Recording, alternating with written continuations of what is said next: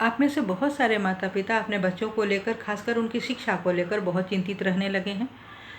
आपके लाख सुविधाओं के मुहैया कराने के बावजूद भी मनोवांछित अंक लेकर वह नहीं आ रहे हैं।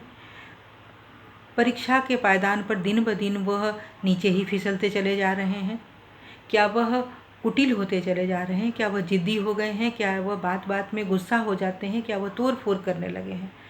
अगर इन सभी मनोस्थिति से आप माता पिता गुजर रहे हैं तो आज की यह चर्चा आपके लिए ही है।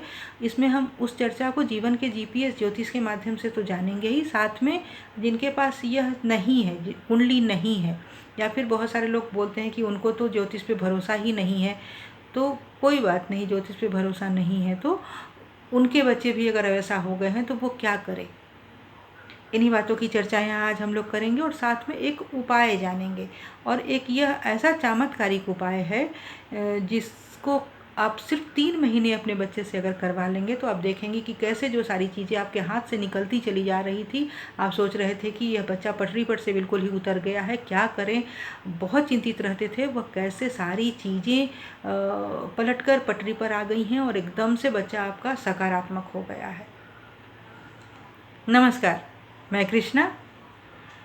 जीवन के GPS ज्योतिष के माध्यम से तो इसे जानेंगे ही, साथ में अगर जिनके पास कुंडली नहीं है वो क्या करें इसको भी जानेंगे। और उपाय जो है वो सभी को करना है। 2 उपाय हैं, एक उपाय आज हम लोग जानेंगे, दूसरा उपाय हम लोग दूसरे वीडियो में जानेंगे। तो सबसे पहले बात कुंडली की। कुंडली में पंचम पंचमेश को देखना है, 5th हाउस, 5th लॉर्ड, उसके भाव भावेश को देखना है कि उसकी स्थिति कैसी है। अगर वह अशुभ भाव में है, अशुभ ग्रहों के प्रभाव में है तो शिक्षा बाधित हो सकती है, लेकिन उसके साथ अगर बुध की भी स्थिति खराब है तो पटरी पर से उतरने की संभावना बन जाती है। और यह जो क्या है शिक्षा का बाधित होना, वो हर बच्चों के लिए एक फिक्स्ड सा फॉर्मूला नहीं होता है कि यही एक चीज़ें हो गई तो इसकी वजह से ही हर एक की शिक्षा बाधित हो जाएगी, वैसा नहीं। उसके कई स्टेजेज हैं और हर ग्रहों के साथ जो पंचम पंचमेश और बुध का जो संबंध होता है वह यह निर्धारित करता है कि किसकी वजह से है।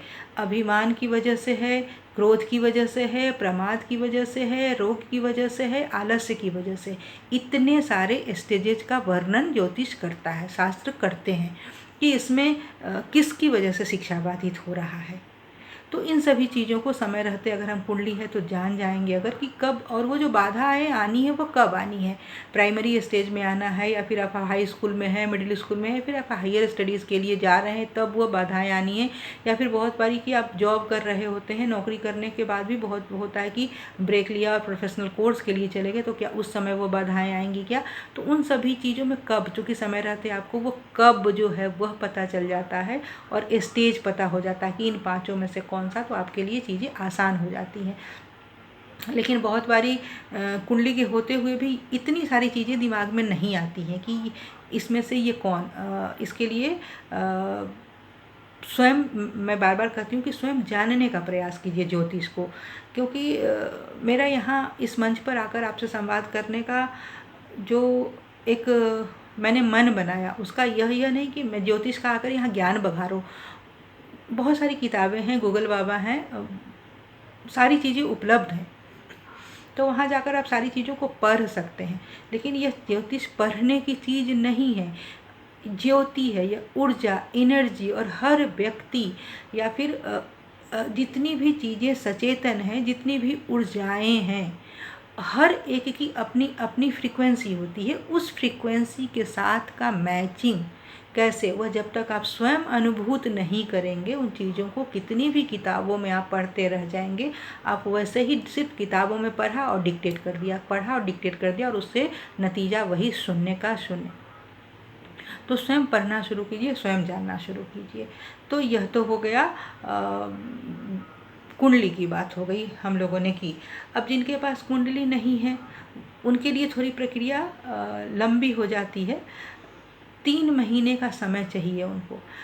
जिन्होंने कुंडली से जान लिया वो तो हंसते खेलते उन चीज़ों को अपने जीवन में धारण कर लिया, लेकिन जिनके पास कुंडली नहीं है वह तब जान पाते हैं जबकि उनका बच्चा अभिमानी हो जाता है, क्रोधित हो जाता है, प्रमादित हो जाता है, रोगी हो जाता है, आलस्य से ग्रसित हो जाता है।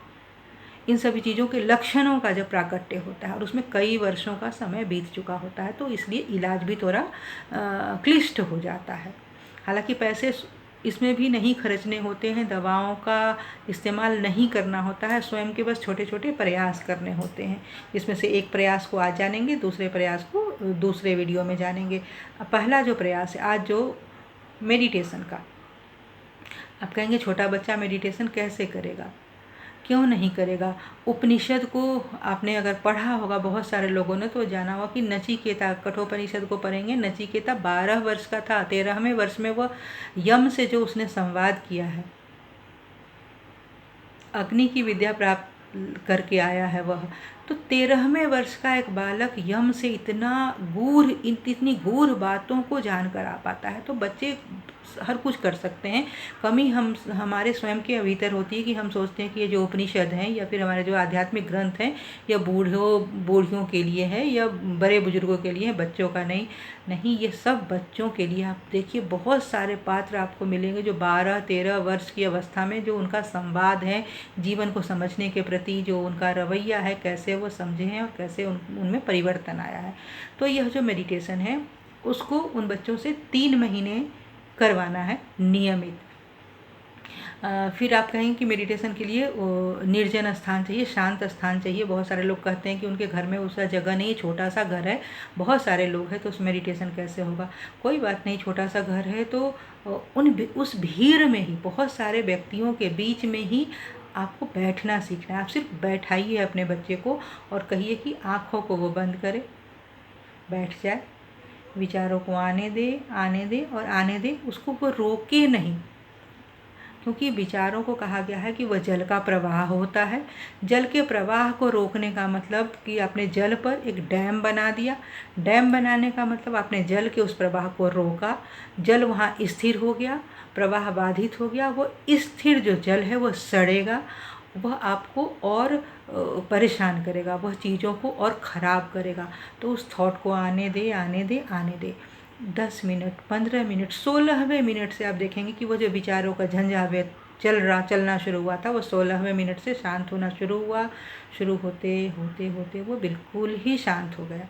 20वें मिनट में बिल्कुल ही आप शांत हो जाएंगे। 3 महीने ऐसा करने के बाद आप देखेंगे स्वयं में भी कि बच्चा, अरे ये बच्चा कैसे इतना परिवर्तित हो गया, और मतलब पॉजिटिवली जो चेंज आना बोलते हैं वह वैसा हो गया।